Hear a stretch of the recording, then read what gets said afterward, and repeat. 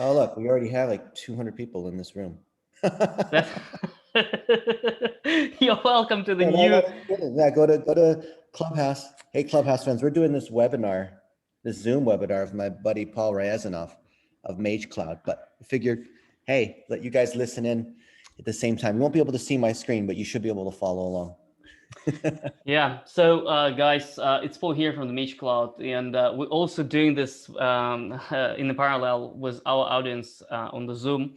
So I would like to welcome for this webinar. I would like to welcome my buddy. I know Dennis for, I don't know, maybe almost like 10 years, from 2012, I think.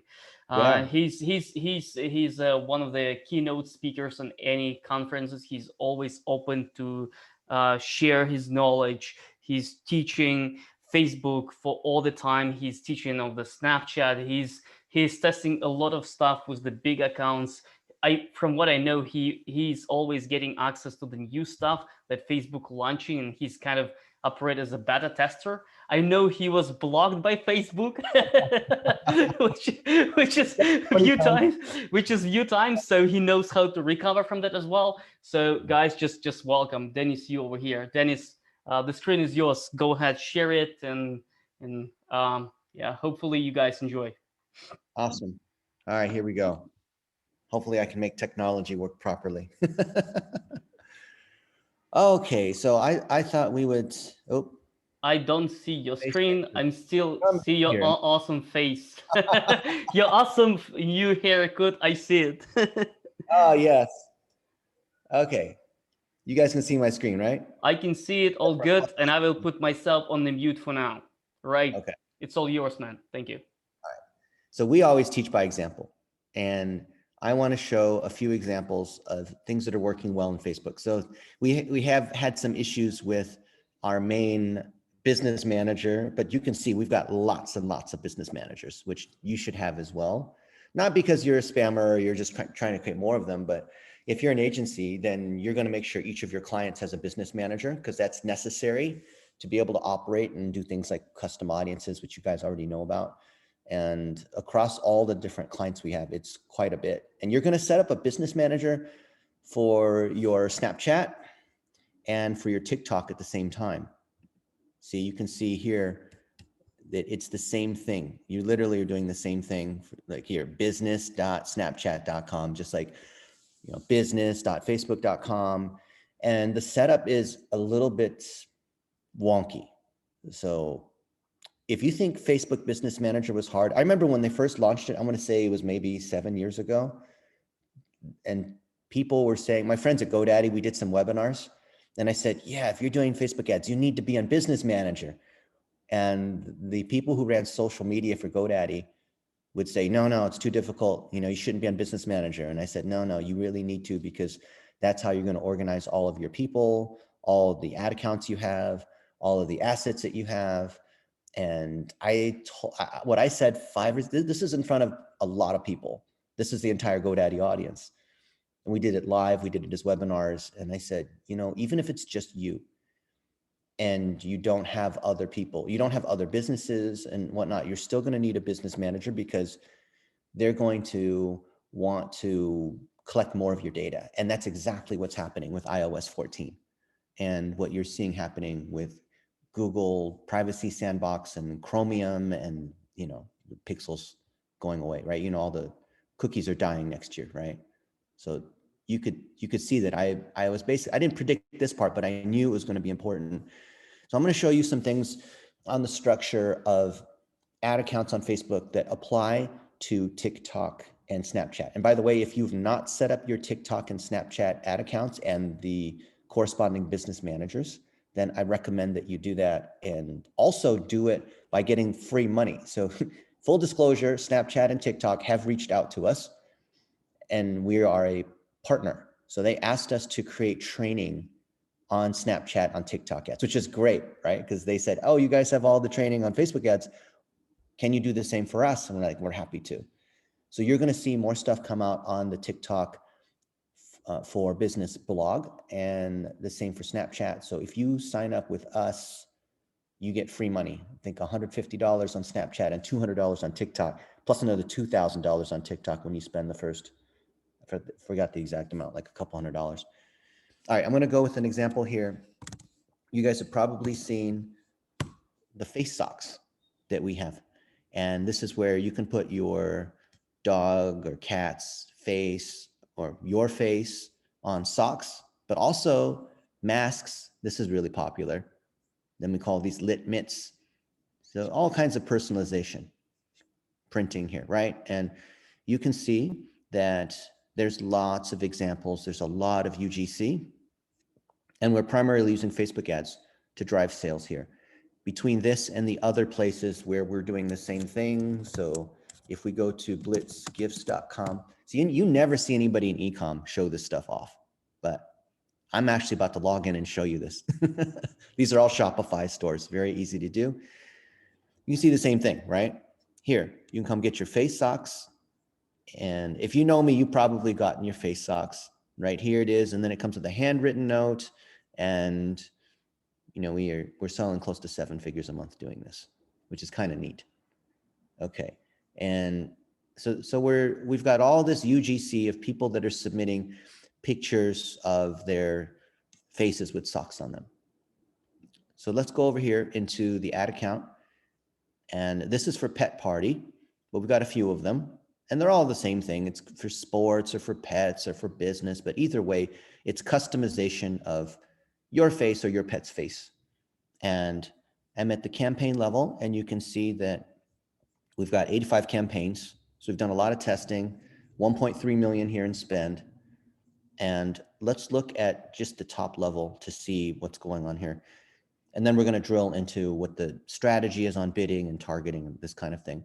So this has driven us 143 million impressions for 28 million reach. So that gives us a frequency of about 4, right? Maybe 5. And I care about this because I want to know generally, what does Facebook think about my ads, regardless of whether it's converting. This is a secondary metric. Of course, it's got to convert. Of course, I have to be profitable, but I just want to look at it always from Facebook's standpoint. So when I look at the breakdown by delivery, now I'm able to see that my cost, and you can see here, right? I can group it by any of these other metrics or set of metrics. My CPM is $8.96, which I would have said 2-3 years ago that was high, and that's actually average now on Facebook, especially when you do remarketing. The smaller the audience, the more they're going to charge you. And this is something I've seen especially true on Facebook, but not so much on the other networks. So this is another argument that you want to set your audiences larger, not because you just want to hit people randomly, but because the system's going to be able to optimize for you, and they're not going to charge you as much on that traffic. So you get a double win here. Now you look over here, my cost per 1,000 people reached is $45. So why is that? $45 per 1,000 people. That's kind of high. That's 4 cents per person, right? $45 is 4,000 pennies. 4,000 pennies on 1,000 people is 4 cents. That's how I do the math. But if my CPM per 1,000 impressions is $8.96 and it's 45 per 1,000 reach, that means that my frequency is about 5, right? Actually, here it is, 5.09. The average person is seeing my ad 5 times, but it could be 5 times across 3 or 4 different campaigns. It could be 5 times of the exact same ad. It could be across different ad sets. So when I look at my frequency here, in this case, this is a lifetime. This account's been going for a couple of years.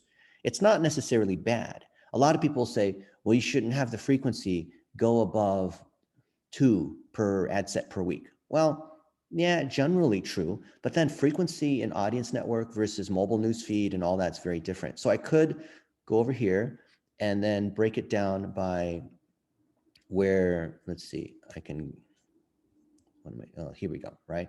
I can go by all these other sorts of factors, but I don't want to do that right now. Okay. Now let's look at what actually counts. I want to see, are we making money or not? So I've got all these different ways that I can look at the data. By default, I look at performance, and sometimes I set up another view and I'll call it, I love Paul Razanoff, right? just for fun. And we used to name these things and name our campaigns and name our ads We love Facebook reps, right? That way we'd be less likely to be disapproved. Or we even, like this actually worked. We would name campaigns, please don't disapprove, I need this to pay rent, right? I'm just telling you, this is kind of the thing that works. Okay, so you can see here that we're measuring how many purchases we have. And we know that if we get a purchase for less than $30, if our CPA is less than $30, in other words, our ROAS is at least a 1, we're doing pretty well. Why? Because there's repeat purchases. Because people who buy one pair of socks will often add another one. Because why not? It's cheaper, right? You can get one pair for 25, two pairs for 40. If you use the coupon, you get 20% off, so it's even cheaper. And these things work so well that because we send them a coupon once they buy to get another one, and then their friends see this. So, and a lot of that's going to be unattributed. And if you have a good product or service, you're actually going to have a lot of unattributed. And we call that, there's another piece of it that we call delayed attribution. And delayed attribution is in the current window of 28 days, which is now 7 days. Facebook cut the window to 7 days because of this whole iOS 14 thing. Your ROAS and sales and all that are going to appear to be lower, but actually they're just as good as they were. They just changed the window that they're reporting the data. Okay. So let's look at some of these. WCA 60 and WCA 7. This is website custom audience 60 days, website custom audience 7. That's a site-wide audience, which is driven by the pixel, which sits inside our Google Tag Manager. And you can see in this particular ad set, we've had 13,000 clicks, 1,800 purchases. So you can do the math, that's about 15%. So that means our remarketing is working pretty well. So people who didn't buy on the second time or third time, and by the way, the frequency is going to be a lot higher. So if we come over here and look at our frequency under the delivery view, see our frequency is an 8 just in this ad set. And look, our cost per people reached is $93. Holy moly, right? Our base CPM is 11 because the frequency is an 8. My cost per reach is 93. Yet even with that, if I go back to performance, my ROAS is still excellent, right? And I can see here, ROAS here is 1.7, and your ROAS is going to differ. You just need to know what the math is on what you're doing. Some people, they need to have an ROAS of 5. So a lot of people in e-com, their overall blended ROAS, they need to be at 4 or 5 because they can't afford more than a 20% marketing cost of sale. Depends on what your margins are, lifetime value, all these kinds of things, right? And we can see that for these 13,000 clicks, we can see what the cost is, $28,000. That seems kind of high, but our conversion rate is very good. So you can see, because we have a 15% conversion rate, it's okay for us to pay a few dollars per click. Now I can shift to performance and clicks as another view and see that that's the case. So $2. My click-through rate is not that good at 0.55. So my low click-through rate and my small remarketing audience causes Facebook to penalize me and say, hey, we're going to nail these guys because their relevance score is relatively low, right? So that means low engagement, low click-through rates, pretty high conversion rate. So the cost of the traffic is higher, but here I'm bidding to conversion because I set the objective at conversion. How do I know? Because when I go back to performance, it looks at the objective that I've chosen, right? And I can go down to the ads level and start to see, what's going on here. Okay. And by the way, our friends who are on Clubhouse, this says listen only because we're doing a live webinar with my buddy Paul Razanoff of MageCloud. And we're going through some live accounts, which you guys get to hear, but you can't see. So Paul will publish this recording a little bit later. So let's look at it at the ad level and see how our performance is doing. I like to go by amount spent descending. That's my first metric. Anytime there's a lot of ads in here, because you can see there's 2,958 ads, right? That's a lot of ads. And by the way, the new strategy to win, you don't have to create as many ads. We've done a lot of testing. And so that's why we have so many ads over time. And we have a huge team that's collecting UGC because you can see people are submitting their faces and people love their pets. People love promoting their friends. See these ones? There's just so many examples of people that are submitting their dogs. They love their dogs. and we give this stuff out to influencers, and we say, hey, if we give you some socks with your dog's face or your face, would you be willing to share that on social media? Of course they say yes, because most influencers are not professional influencers. They're just happy to receive acknowledgement and be treated special. Okay, so we can see these ads, and we can see we're keeping the ROAS above 1. This website purchase ROAS of 1 really translates to a true ROAS of 3, because we have delayed attribution, which is sales that occurred later that are untrackable. And then we have the actual attribution that comes from, first click versus last click. By the way, all the data you have here by definition is last click. A lot of people are like, oh no, I can set the attribution here because, I can choose these windows, and yeah, okay, come down here. And if I come here and hit customize columns, where I'm looking at the different views, and I can come down here in the bottom, and you see it says attribution window, comparing windows. You see here where it says I've got 6 windows. So I have a 1/7/28 day view, and I have a 1/7/28 day click. This is not attribution modeling. Most people think this is attribution. This is not. This is last click. This is all last click. Everything in Ads Manager, everything across all the data you see in Facebook is all by default last click.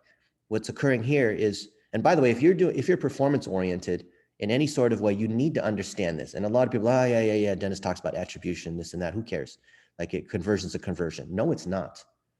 This, we're looking here. Here we're saying, what data do we want to be able to include?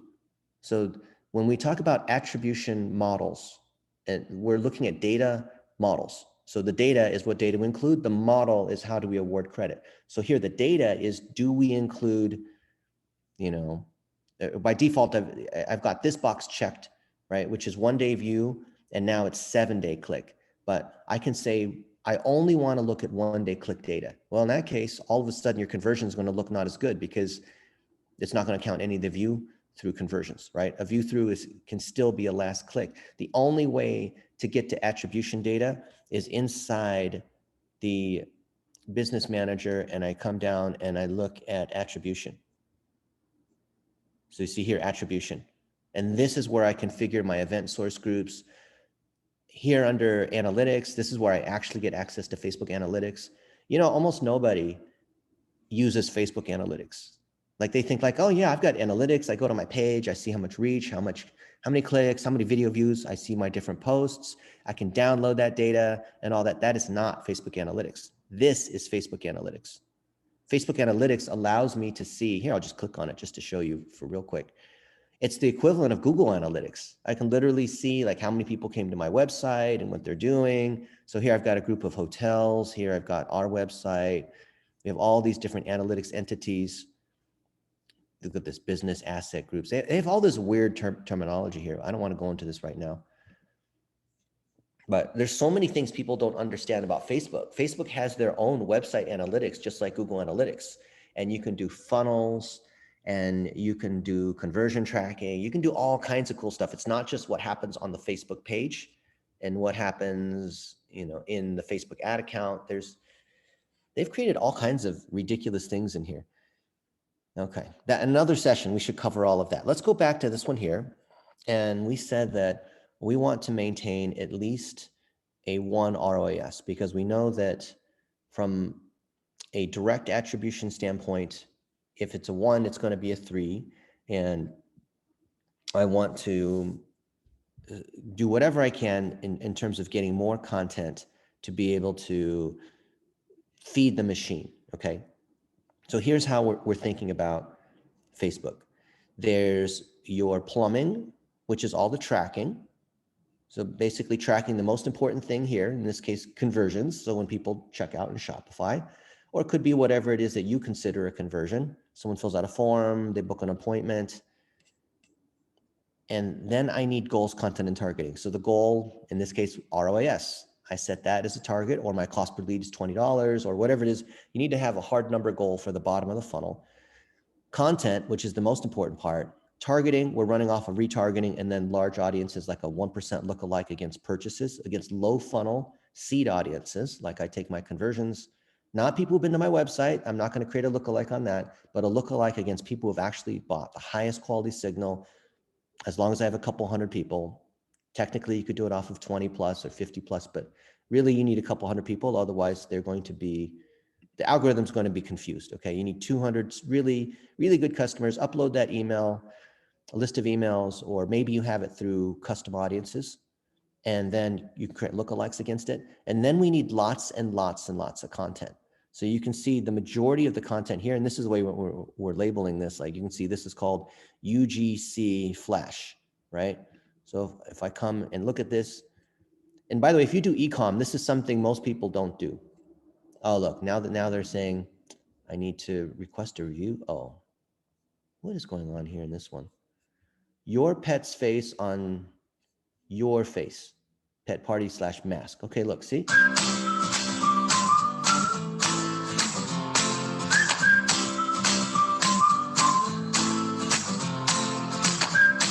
So it's working very well, right? And you can see we've tied in the Instagram account. So we've taken the Instagram account, made it a business account. You're not going to lose reach, by the way. People are like, oh no, don't convert to business, you lose reach. And we tie it inside the business manager. That's another reason to have business manager, and you'll see different variations of these. And you can see the performance if we go here to the reporting to see, how we're working on how the performance is by, mobile news feed versus audience network versus, whatever where it is. And you can see that we've got lots and lots of these. And what we do is that inside each of these ad sets, we have a number of creatives that we will test. It used to be that because Facebook's algorithm was kind of dumb, you would just do the equivalent of Google's single keyword ad groups. So you would just have one ad inside each ad group and have lots and lots of ad groups or ad sets, whatever you want to call them, the same thing, so that the system would just keep allocating more and more test impressions. So if you know the system is dumb and it's just going to give 2,000 impressions to each new ad set, you create lots and lots of ad sets. The system's gotten a lot smarter. So now you just have 2 or 3 creatives in each ad set. Let it find a winner and scale it up. And if it doesn't work, then just create another ad set or just add more creatives to that existing ad set if it's already working. But can you see this? That these are all combinations of UGC. And the bottom line here, if any of this stuff is technical and is somewhat confusing, here's the key point to know for Facebook is the quality of the video content and your ability to continue to collect video content with your VAs and your video editors that process this kind of stuff is the key to driving sales. Because when you put your content in here and you set your objective to be, I want a 1 ROAS, or I want conversions at less than $30 or whatever it is, the system is going to do the targeting for you. So if you look inside our targeting for audiences, you'll see we don't do a lot of fancy targeting. Like you would think that we would do targeting for all the people who like the sports team, or all the people who have golden retrievers, or all the people who have, whatever it is. We don't do that. We're literally just running custom audiences and large lookalike audiences, right? Oh, accept terms. What is this? I thought I accepted terms on all of these. Every one of these things, yeah, you have to click accept. Do I have any that I didn't accept? Let me go accept these ones. Okay, see, and you can see, the size of the audience and whatnot, but we're basically just using really large lookalike audiences. We even test off of, lookalikes on page fans, or lookalike on people who have been to the website. Or that's not as good. The lookalikes against bottom of funnel is where you want to be. So you can see here, lookalikes against people who have bought something in the last 180 days. And these ones tend to perform a little bit better because there's a lot of people, especially in e-com, who will click on things but never buy anything. And I think that's a real shame, because I remember I was in a meeting with Facebook and I was with their manager of, what was his name? I don't remember the exact title, but basically he was in charge of the Facebook ads auction. And he said that his sister was on Facebook. She didn't have a credit card, but she just loved to click around on Facebook, and she would, click on ads where there were things for sale. She didn't have a credit card, but Why would she click on it? I don't know. Maybe she just was window shopping or thought it was fun to click on things, but you really do want to have your, you want to choose the right objective, and you don't want to choose website clicks. You don't want to choose, something like, you don't want to choose video views unless it is someone who is already, who already is in a custom audience grouping, right? So for remarketing, you can choose website views when it's a small audience, but you wouldn't want to do things like website views or whatnot when it's top of funnel. Okay, I'm going to show you something on this, which is a little more counterintuitive, but I think it's critical. So we're going to go, let's see, what are we going to do? Oh, I've got too many things open here. All right, here we go. I'm going to create a new campaign. Actually, no, I'm not going to create a new campaign because I got a problem on this one. But when I create a campaign, I get the choice of 3 stages in the funnel: awareness, consideration, conversion. I'm going to use my top of funnel content. So the content is top of funnel. And I'm going to use conversion as my objective. So in this case, I'm looking at purchases, okay? So this is going to sound weird. You see here, it's like prospecting. So we have all the stuff that's top of funnel content. I'm using bottom of funnel objectives. So what I'm not saying is use bottom of funnel content with bottom of funnel objectives. So I'm still doing top of funnel, but instead of choosing reach or video views, I'm choosing purchases to send the right signal to get the people who actually would purchase, even though I'm only giving them top of funnel content and maybe I'm not having a call to action. Conversely, when I have bottom of funnel content, I can use top of funnel as the objective. So people who have been to the site or they abandon the shopping cart, I can do video views, I can do engagement, I can do it as a boosted post. And people say, well, why wouldn't you just use, bottom of funnel conversion objectives for bottom of funnel content? It's because if I don't get to 50 conversions per ad set per week, then the system is going to still be stuck in learning. It's going to jack up my price, my average CPMs. So try flipping it and see how it works. Because if they've already consumed 15 seconds of my video as a through play conversion, or they've been to my website, or they added to the shopping cart, if I know the quality is good, then I don't need the system to sub-optimize the conversion. And therefore, I'm not going to pay a lot higher of a price. So hopefully that makes sense there. Now I want to switch over into Snapchat, and I have TikTok open here. Here we go. Yeah. Now with these guys, it's the same thing. If you have your plumbing set up, meaning you have your pixel, right? So your TikTok and your Snapchat pixel, you install it the same way, stick it inside the container for your Google Tag Manager. When you're here to create an account, or sorry, yeah, you're gonna have all your accounts inside your business manager. So just like with Facebook, you saw it was business.facebook.com. Here it's business.tiktok. I've got all the same things.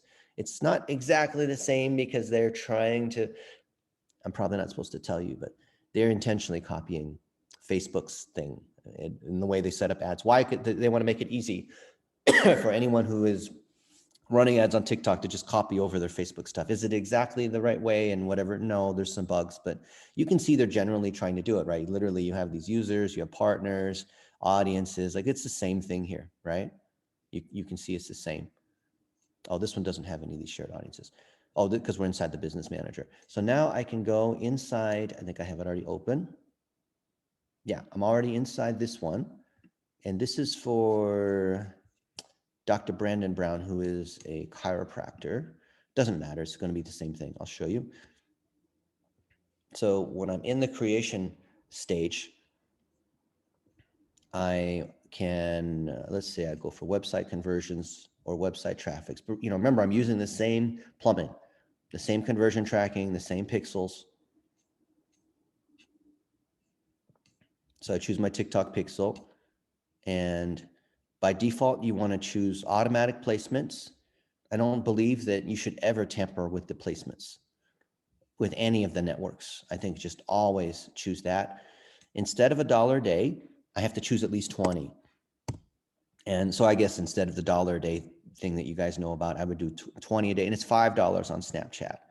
And I don't believe in running continuously because that's like leaving the water on and hoping that you're going to remember to turn it off later. I like to put it out there just for a week or so. And then whatever your conversion or lead is worth, maybe it's worth $30 or something like that. And then, yeah, this suggested thing is not very intelligent. So they have no idea what our conversions are. So they say, $1.12, whatever. And then I upload, no, shoot, in this one. Yeah, form submission. Okay. Oh, I messed up here. Listing the budget of the group. Oh, yeah. That's right. I forgot this part here. So I'll set this to 20. If you're not getting the 50 conversions per week, it's not going to make this $5 higher. They're not going to be able to optimize that conversion anyway. I don't think their conversion optimization is very smart.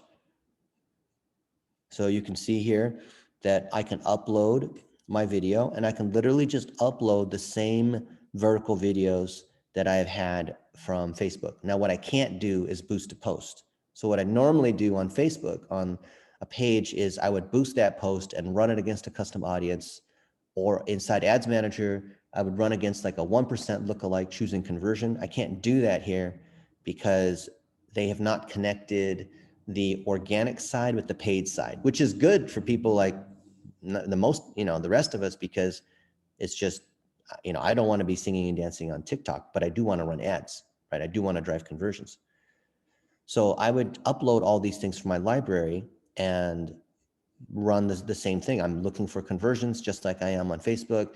It doesn't matter about the targeting piece where a lot of people are like, okay, well, TikTok and Snapchat, that's for teens. I'm trying to reach people who are, 40 plus, or they're business executives.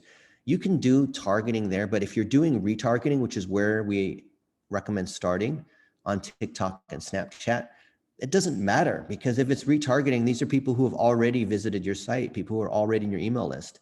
So this is just guaranteed free money on TikTok and Snapchat. Let me show you the same setup over here on, now move over to Snapchat. So I'm inside this particular ad account in iHomes, Colorado, and you'll see here the same kind of thing where is this? Now I'm getting confused myself. Here we go. So they have their equivalent of their business manager, right? So when I come in, I create an ad. Same thing here. I have the 3 stages of the funnel of awareness, consideration, conversion. They have the same objective names as you see on Facebook. TikTok and Snapchat are copying these guys to do the same thing. And I almost never choose top of funnel objectives, because I think that's just wasting money.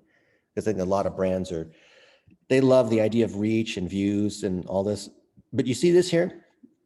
We have the same 3 stages. The objectives are called almost the exact same thing on Facebook. So here, awareness, consideration, conversion, right? Those are the categories. And then I can drive engagement, lead gen, website conversions, right? So in this case, let's say I want website conversions, and I'm going to keep all these other pieces the same. So I'm not going to worry about split testing. And I just love going for single image or video, because I'm just going to reuse the things that I had on Facebook. Placements, I'm keeping on automatic placements. Location targeting, if I'm a local business, then I'm going to go down to, say, like Denver, or wherever it is that I want to go. The thing with TikTok, which makes it more of a national advertiser play, is that I can't target lower than the state level. So if I'm a local business in LA and I'm a real estate agent, I don't want to target all of California. It's too big. But here I can target down, much smaller. Of course, like everywhere else, I have demo targeting, provided that it's legal. So it is illegal in the United States to do demographic targeting when it comes to employment or housing or things that have discriminatory policies. But apparently you can sort of get away with it. I wouldn't do it though, because I don't think it really matters. You can do this sort of targeting here. Oh, a lot of people, they like to spend time messing around inside targeting. And you can inside Snapchat and TikTok. but I don't recommend it. I don't think that's really the key. I think the key is re-uploading your 1-minute videos that have been working on Facebook. But just for fun, look, do you remember there were partner category targets on Facebook where you could target all of the Axiom and Datalogics and Info USA to, here, look, literally here, Experian. People who are in farms, fishing, or forestry, retired, sales, tech and science, presence of children, 10 to 12. So you have all of these different sorts of targets that are here. This is the stuff that Facebook got rid of because of the whole Cambridge Analytica thing. Look, Datalogic, Spanish speakers, small business employees, small business decision makers. This is the stuff we couldn't, look, household income, $250,000 plus. I don't know if it's that accurate, but this is the stuff that Facebook got rid of, but we can use these things here. They said they did it because of Cambridge Analytica, but I think the reason why is, the actual reason is because no one was using it, because they didn't know how to use it. For example, here, like moms, high net worth, whatever. And the second thing is, anytime these targets were being used, Facebook had to pay a royalty to these data source providers. So it was just a convenient way to cut out Axiom and these other guys here, right? I have these other sorts of audiences. Look at this. I'm not sure how smart these are, but certainly depending on your category, like here, fitness enthusiast, cycling, running, yoga, right? I would think that at some point these might go away, but maybe not. I mean, I don't, or maybe, you know, Facebook is the one that's getting in trouble and everyone else can kind of draft behind this, the guy who's speeding, you know, in traffic, the one in the front is the one who gets the ticket. And the other people can just kind of draft behind. Like, no one's getting mad about Twitter. Twitter's always had the same kind of targeting, just as good as Facebook has, but no one really cared about them. See, look, pet and animal lovers. So I could target this for pet party. And then when I do, I can see my audience sizes going down. And then I can say animal lovers that are in the Ukraine or whatnot, and who also are friends with Paul Razanoff and like Mage Cloud. No, they wouldn't do that. But you can see here, right? I can start to do detailed targeting, meaning I can say, you know, they're this and this criteria are true, so the number will continue to go down, right? And look, they try to trick me based on your daily budget of $50. I'm not going to spend $50. I'm going to spend $5, right? Look at this. They keep trying to trick me. And by the way, don't put in 5.00 as your budget, because most people will, I mean, they might do it right, but I've seen people put it, accidentally make it $500, and then they come and complain and, you know, this kind of thing. And this is reasonably smart. It's not as smart as Facebook's, but you can see here, right? Based on your $5 budget, your reach is going to be 5,000 to 14,000 and the same number of impressions. And then swipes. So Snapchat is a cost per swipe up. So it's CPSU. So you can kind of think of that as like a click, right? But look at this estimate here. So $5 to get me 5 to 14,000 impressions, that works out to less than $1 per 1,000 people that I'm reaching. You know, you saw what the cost was on Facebook. It was $9. And for most people, it's like $20 or $50. Like, you saw some of our custom audiences were up at like $15, $20. So if I can get stuff for only $1 and I can run against my custom audiences because I've configured my pixel the right way, then I'm using Snapchat and TikTok as an arbitrage channel for remarketing. Okay. I don't think people really quite understand how powerful that is. So now I want to take a look at some of these stats, just so you can take a look at which campaign am I in. I'll go back a little further. And here's some. So I got a coupon. Oh, the coupon is the one you get for free. So if you message Stephanie at blitzmetrics.com, we'll give you the coupon. But literally, you can see what we're doing here. So I can look at this, and they break down some basic insights, and they tell us who these people are. It's not that informative. I really care about impressions, but you can see $3, we're targeting Phoenix. Here's what the interests are. Even if I'm not targeting by interest, it's just telling me of the people that I hit, here's, you know, who they're engaging with. If I go back to the ads and I look at the performance, they don't give me a lot of columns here. You can see these ones here. So there's a lot of stuff related to app installs. I don't care about that. I can do leads. They do video, but The videos are already shorter, so I don't really care that much about 25, 50, 75. Most of these are geared towards mobile folks. I don't think these custom events are going to stick around because of iOS 14, even though I think most people are willing to. Most people who use Snapchat are going to say yes to the prompt on, yes, I'm going to give, Snapchat access to my data. I think for Facebook, it's going to be the other way around when this prompt comes out in the next few weeks. But you can see, here's the different metrics that I can look at. So my cost per click is basically my cost per swipe up. You could take your existing ads, and then what you could do is say, you could add a little video part where you have your hands going from the bottom to the top, and you say, hey, swipe up to learn more about, whatever it might be. Look, this one is 5 cents per swipe up. ECPSU, right? The effective cost per swipe up, 222 swipe ups. So whatever it is you're trying to get people to swipe up, and if you are an agency, you're trying to get your clients to swipe up, it may be a little bit awkward, but just say, okay, what I just need you to do is look into have your friend hold the camera, look into it and say, hey, swipe up to learn more about whatever. Swipe up to schedule an appointment. Swipe up to see the deal that we have for you on such and such, right? You have a lot more creative leniency too. You're not going to get all these crazy ad disapprovals because the Snapchat and TikTok teams are eager to talk to you. Just like with Google, it's easy to talk to a real human. It's very hard to talk to a real human at Facebook. I know this. And you can optimize the stuff. And if you're stuck, then they'll help you. Like now I've switched over into TikTok, just like I was on, ads.snapchat.com. I'm on ads.tiktok.com, just like I'm on ads.facebook.com. And you'll see here, 15 cent cost per click, 7 cent cost per click. And this ad group is called, or campaign is called 3_ top vids. 3_ means conversion. So 1_ is awareness, 2_ is consideration. So top, middle, bottom, 1_, 2_, 3_. And I put the top videos that worked on Facebook and I put them over here for retargeting. And I can also put it against like lookalike audiences or audiences that I think are going to be very similar. The click-through rate is pretty good here. Look, this one, 4.5%. The click-through rate is going to be higher on TikTok and Snapchat than Facebook because there's not many advertisers there right now, and people are still, the marketers haven't come in and ruined it yet.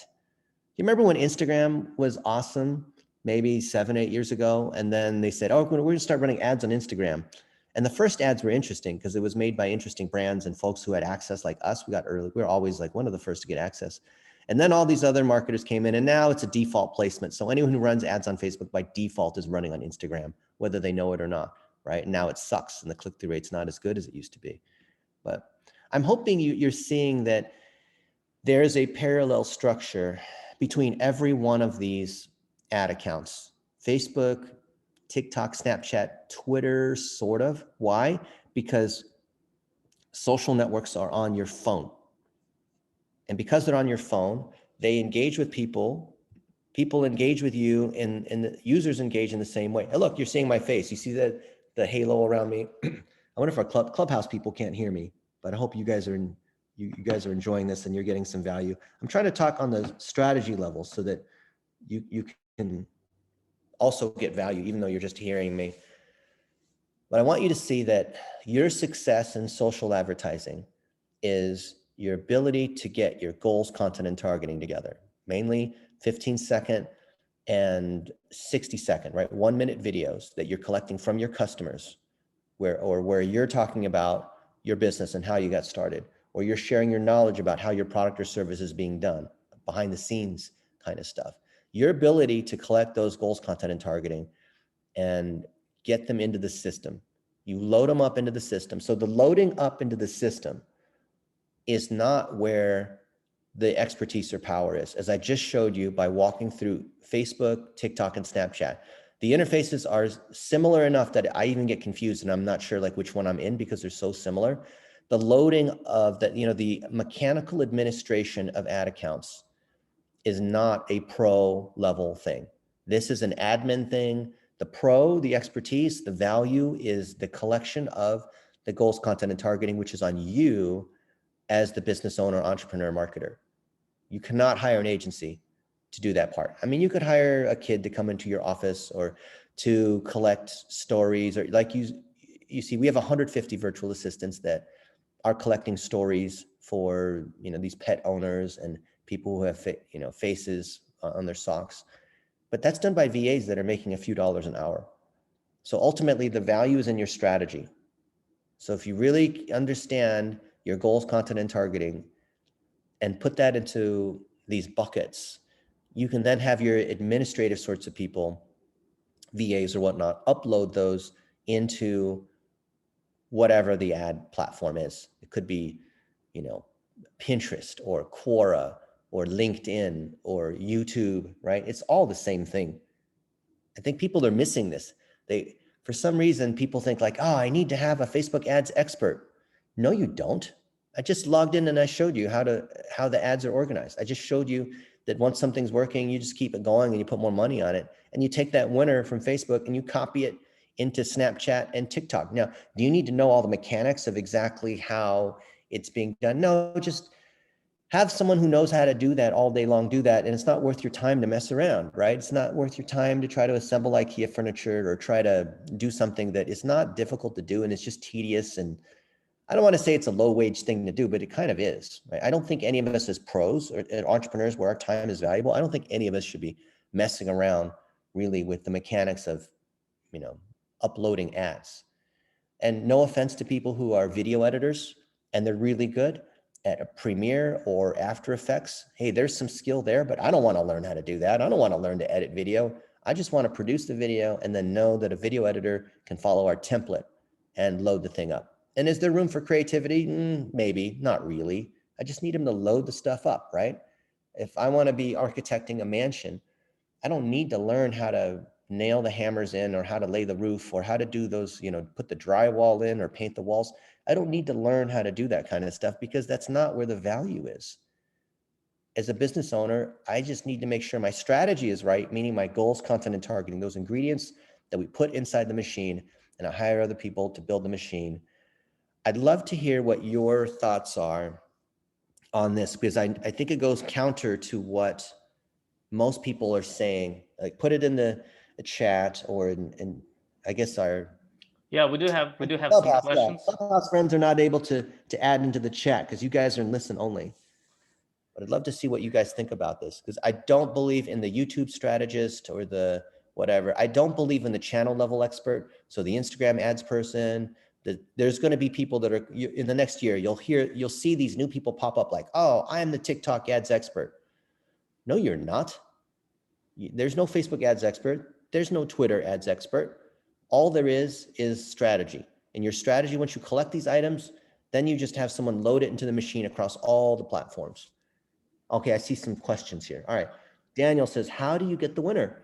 Well, the winner is whatever your lowest cost per conversion is, provided it's statistically significant. So ideally, 50 plus conversions for that particular ad. And the beauty is that the system's going to tell you what the winner is. Don't make a decision when there's only one or two conversions. That's noise, right? That's not statistically significant. Kaylee says, would it be silly to run retargeted ads on Snapchat and TikTok if you don't actively maintain an account on those platforms? That is a great question. No, it's not silly. When was the last time I posted a TikTok or posted something on Snapchat? Years ago.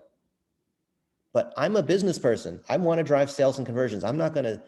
Now, I know the pure TikTok folks are going to say, yes, it's not just singing and dancing and all that, but I'm not a consumer of the platform. I'm here for sales. There's a difference between being a passenger on the airplane versus being a pilot. I'm a pilot. But a lot of people who think they're passengers, they think they're qualified to fly the plane. No, you're not. Just because you're on TikTok all the time doesn't mean you're qualified to run ads. Just because you're on Facebook and you're hanging out with your friends and seeing what your grandma's doing or, whatever it is, doesn't mean you're qualified to run Facebook ads. So I'm here from a business standpoint. And TikTok and Snapchat, as you saw, are intentionally not linking those items together like Facebook did, which I think is partly what's gotten Facebook in so much trouble because they've linked them together. You literally, as you saw, we were running Snapchat and TikTok ads independent of whatever is, like, we're not even associating it with you can't, well, actually, technically you can. There's something called an agency account, which is very hard to get a hold of. But you're running ads on TikTok as an advertiser, and it has nothing to do with your Snapchat or TikTok account. Isn't that cool? I think that's a smart move. You know, working with TikTok and Snapchat, I can see why they did that. At some point later, maybe they will say, hey, you can take your best snaps and TikToks and boost them and put ads against it. But I think that just creates more confusion right now. Facebook's already out the gate on that, so it's too late on that one. You know, the cat's out the bag on that. And the other part is that I'll tell you one thing. So I was with our buddy G, who has something like 13 million views on TikTok. He's an actual TikToker. He's an influencer. He does the singing and dancing and all that. And he said, you know what we should do to promote the TikTok ads course we're building for TikTok? We should do a whole bunch of TikToks. We should teach the course in TikTok. Because what better way to teach TikTok than using TikTok?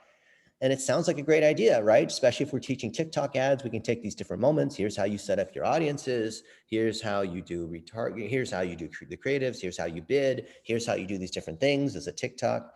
Sounds like a great idea, right? Guess what? Our advertisers, our business owners are not on TikTok or Snapchat. Are you? Are you guys hanging out on TikTok and Snapchat? I didn't think so. I'm not doing that.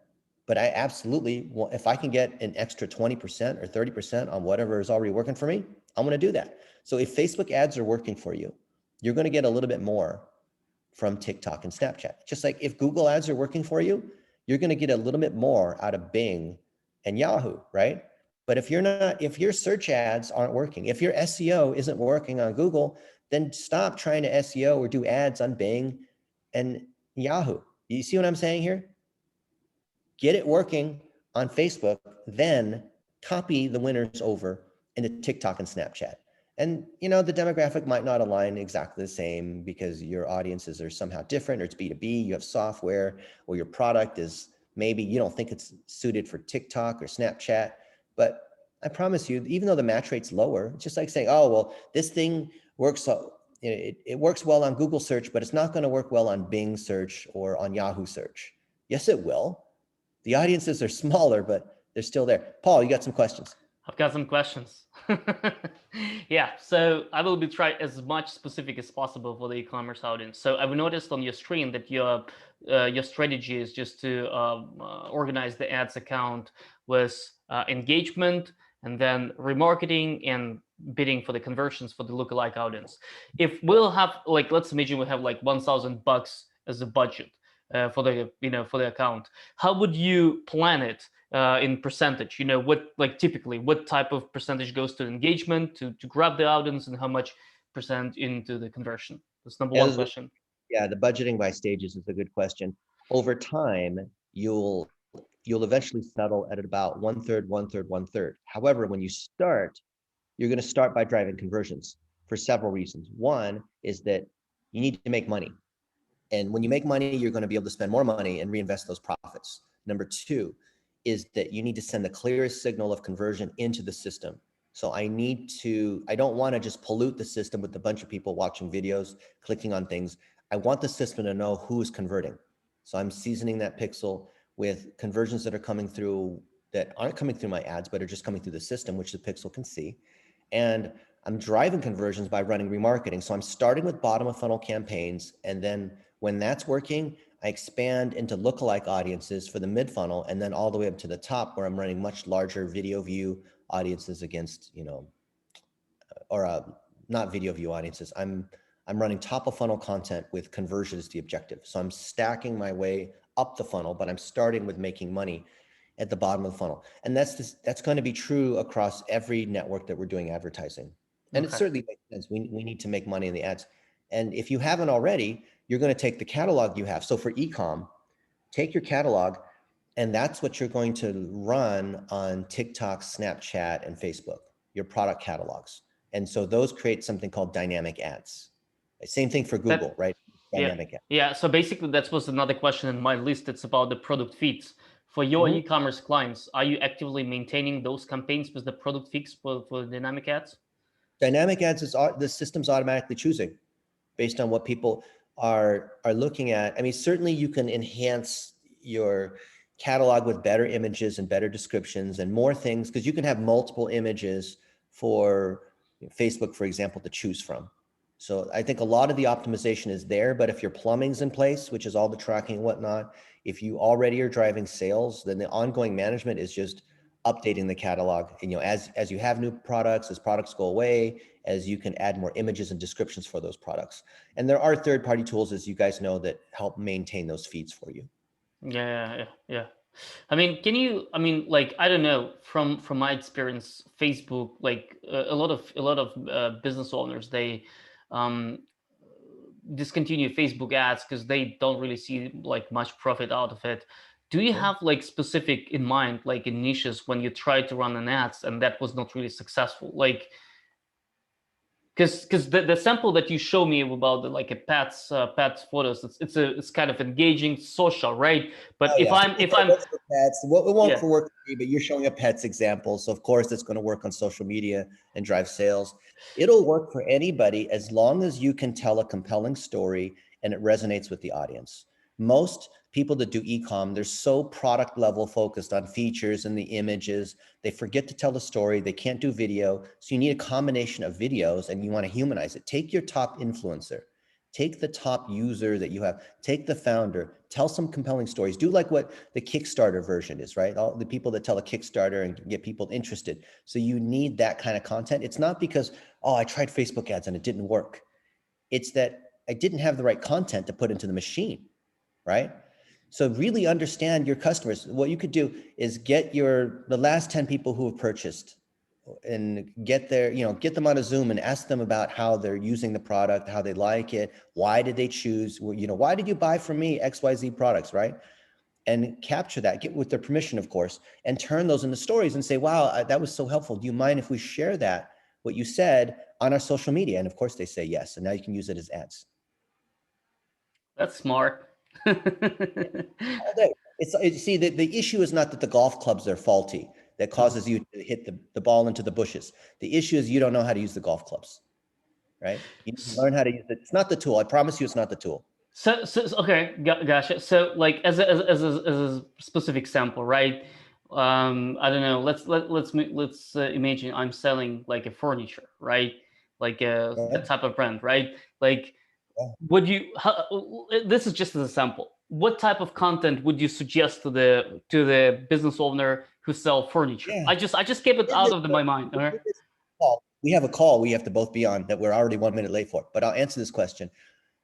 You probably know we did this for the largest furniture manufacturer in the world and the largest furniture retailer, which is Ashley Furniture. And what we did was we literally had stories of the sales reps in the stores and with the customers talking about their favorite piece of furniture and how they like this couch. And one guy would say, "This is my go around. When we grew up, we had a go around. I think it's called a living room sectional, but we called it a go around. And on Sunday afternoons, we play, watch football, and Alabama would play, whatever it is they'd say. They're just telling stories. And we found that drove people into the stores where we're humanizing it. So we're not just showing product shots, but we have humans that are talking about how they like the product in a non-testimonial, kind of a fun way. And we use even like those Alabama stories we used in Seattle and we used in New York and other places where there's clearly no people who talk, who talk like that aren't there, in Chicago, right? But it works, and we're just humanizing it, and it's worked super well. Just lots and lots of little 1 minute stories on the cell phone. If you're an e-com person, you need to talk to your customers and collect their feedback. It's that simple. Put up a whole bunch of these like you saw. We had thousands of them there, and you'll find a bunch of them will win. Now, just because you put your first ad out there and it sucks, it doesn't mean Facebook sucks. You're typically going to find 1 in 10 of your ads of your creatives is going to work. So you might need 30 or 40 creatives and you get 3 or 4 winners. When you have those winners, you just let them run and run and run and run and put several $1,000,000 against them. Gotcha. There you go. We are Let's late for another meeting, Mr. Paul, you and I. let's do this way. Can you type over here on the live chat your email address? And who knows if there will be an audience with the extra question, they can Yeah. probably reach out to you guys. All right. Yep. And if you want, one last thing, if you want the coupon code to get the $150 on Snapchat and TikTok, I think it's $200 on TikTok, message Stephanie at blitzmetrics.com and she will send you the coupon. Now you don't have to start advertising, just claim your account now. And then we will give you our ads course and we'll walk through together in more detail how to set up those courses. Okay. Sounds good. Awesome, guys. Thank you guys for joining us and have a good day then.